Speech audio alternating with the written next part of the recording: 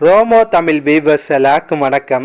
இந்த வீடியோவில் பாண்டியன் ஸ்டோர் சீரியலில் அடுத்து என்னெல்லாம் நடக்க வாய்ப்பு இருக்குது அதை பற்றி தான் டீட்டெயிலாக பார்க்க போகிறோம்.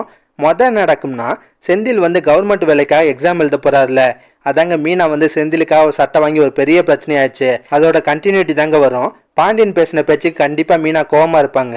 செந்தில் வந்து மீனாவை பேசி சமாதானம் பண்ணுற மாதிரி சீன்லாம் திங்கக்கிழமை வரும்.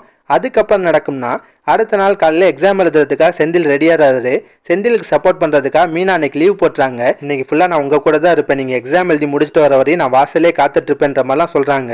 அதுக்கப்புறம் செந்தில் எக்ஸாம் கிளம்புறதுக்கு முன்னாடி கோமதிட்டையும் பாண்டியன்ட்டையும் ஆசீர்வாதம் வாங்குறாரு. கோமதி நல்லபடியாக தான் வாழ்த்துவாங்க.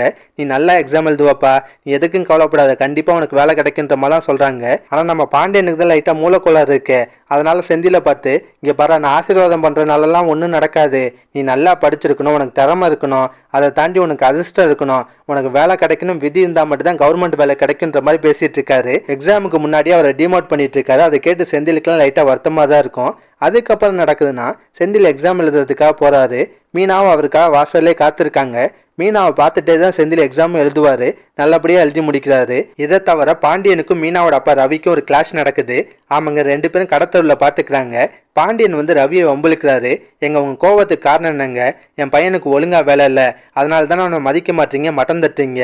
ஆனால் இன்னைக்கு என் பையன் வந்து கவர்மெண்ட் வேலைக்காக எக்ஸாம் எழுத போயிருக்கான். கண்டிப்பாக அவனுக்கு கவர்மெண்ட் வேலை கிடைக்கும், அவன் வாங்கி காட்டுவான். அதுக்கப்புறம் நீங்களே அவனை மாப்பிள்ளையே ஏற்றுப்பீங்க, கொண்டாடுவீங்கன்ற மாதிரிலாம் பேசிட்டு இருக்காரு.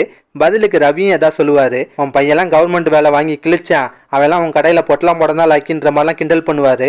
இந்த மாதிரி சீன்லாம் வரதுக்கு வாய்ப்பு இருக்குங்க. இதை தவிர குமாருக்கு வந்து சக்திவேல் நல்லா விசவசி ஏற்றி விட்டுருப்பார்ல, எப்படியாவது பாண்டிய மகளை கரெக்ட் பண்ணி கல்யாணம் பண்ணுறான்னு. அதுக்கான முயற்சியில் குமார் முதல் படியை எடுத்து வைக்கலாம். ஆமாங்க, அரசியிட தன்னை நல்லவனா காட்டிக்கிட்டு எப்படியாவது அரசியோட மனசை மாற்றுறதுக்கு முயற்சி பண்ணலாம். இந்த மாதிரி சீன்ஸும் அடுத்த வாரம் வரதுக்கு வாய்ப்பு இருக்குங்க. இந்த சீரியலை பொறுத்தவரையும் கதை ரொம்ப விறுவிறுப்பாக போகுதுலாம் சொல்ல வரல, ஆனால் போர் அடிக்காமல் கொண்டு போகிறாங்க. இதெல்லாம் பற்றி உங்கள் கருத்தை மறக்காம கமெண்ட்டில் சொல்லுங்கள். இந்த வீடியோ பிடிச்சுன்னா ஒரு லைக்கை தட்டுங்க. நம்ம சேனல் ப்ரோமோ தமிழ் ரிவ்யூஸை இதுவரை சப்ஸ்கிரைப் பண்ணலாம், ப்ளீஸ் கை சப்ஸ்கிரைப் பண்ணிக்கோங்க. நான் உடனே சீரியல் அப்டேட் கொடுத்துட்டே இருக்கேன். Bye guys.